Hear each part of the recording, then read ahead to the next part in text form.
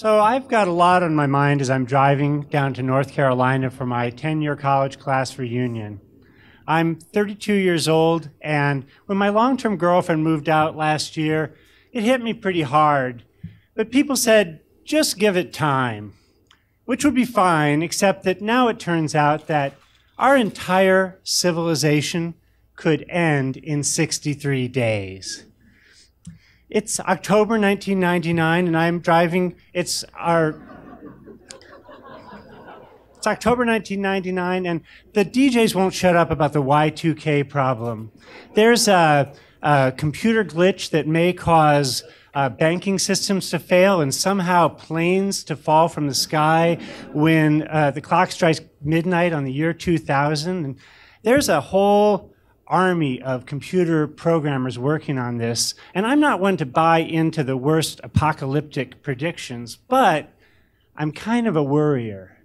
And in the back of my mind, I keep looping back to the words of the artist formerly known as Prince. 2000 party over, oops, out of time. But that's still 2 months away, and the afternoon of my class reunion, I'm sitting in front of a group of tired-looking psychology students. I'm on a panel of alumni talking about our experiences in the real world, and I talk about how I came to DC and my work for the government and disaster mental health, and I try to throw out some sage professional advice, but I leave out a lot of the real-world details, like since my girlfriend moved out, I'm living in this bare garden apartment that I share with my emotionally disturbed cat. I get most of my evening meals from a nearby California tortilla. And about once every 2 weeks, it's a special night because I get enough stamps on my burrito card that I earn a free one. And on those nights, I come home, I give my cat his meds so that he won't be dangerous, and I sit with my big burrito and I think, man, I have no one to share this with. That's the real world, kids, I feel like saying.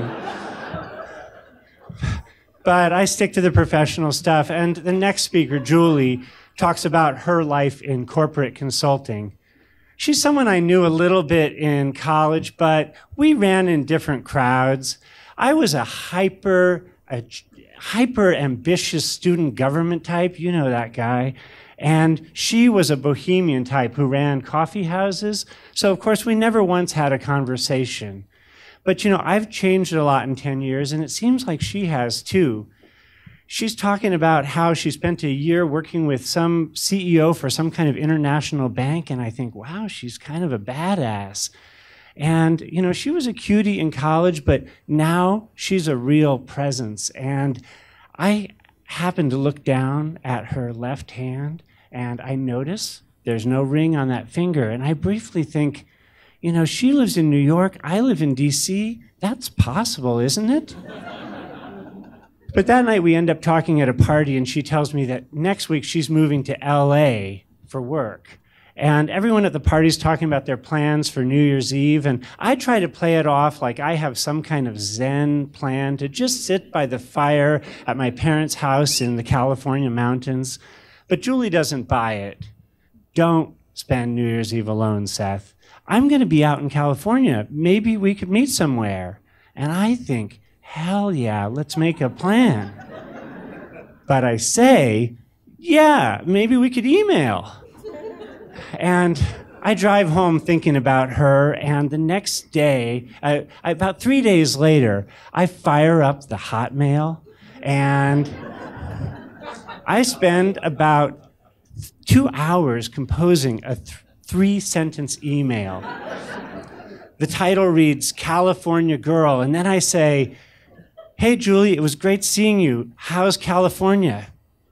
And to my surprise, she responds the very next day with this great message saying that she rented a convertible on her first day there, and she had this drive up the coast, and it was beautiful. And I can totally picture her with the wind blowing through her hair.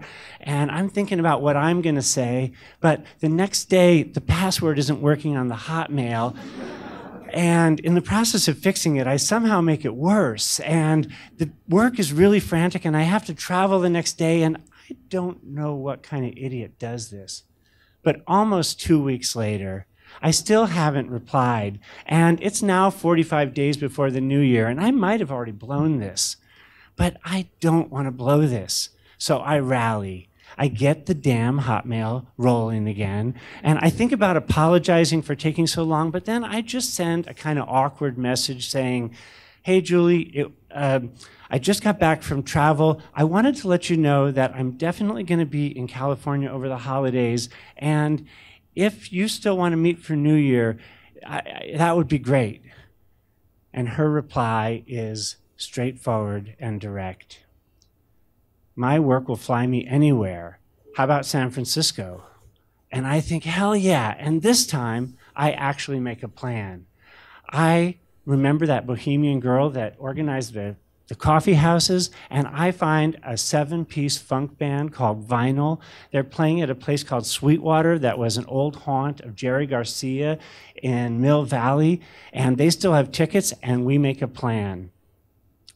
That Christmas at my parents' house, I casually mentioned that I'm going to be meeting a friend in San Francisco over New Year's, and my parents look at me kind of funny, but it's my little sister who decides to get to the bottom of this.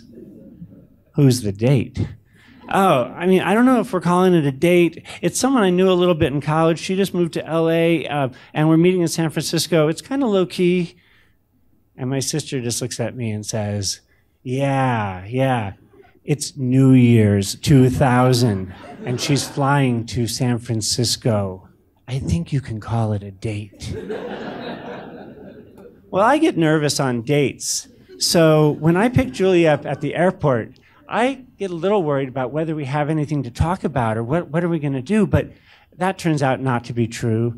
We spend an afternoon together, and we talk about our childhood, we talk about our shared love of music. I decide to hold off for a while on the topic of cats, but we have a great time together, and as we head out that night for Sweetwater, the clock has already struck midnight on the East Coast, and some of you may have already guessed, but the planes don't fall from the sky.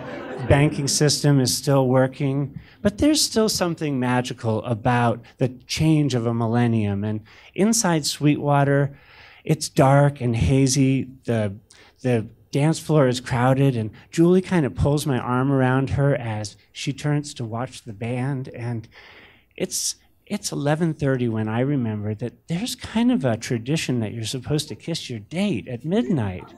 So suddenly I'm really looking forward to that countdown. But I'm kind of a worrier. And in the back of my mind for just a minute, I think, she's in LA, I'm in DC. Where are we going with this? But then I just take a deep breath and I think, this will be okay. Just be here tonight. So tonight, we're going to party like it's 1999.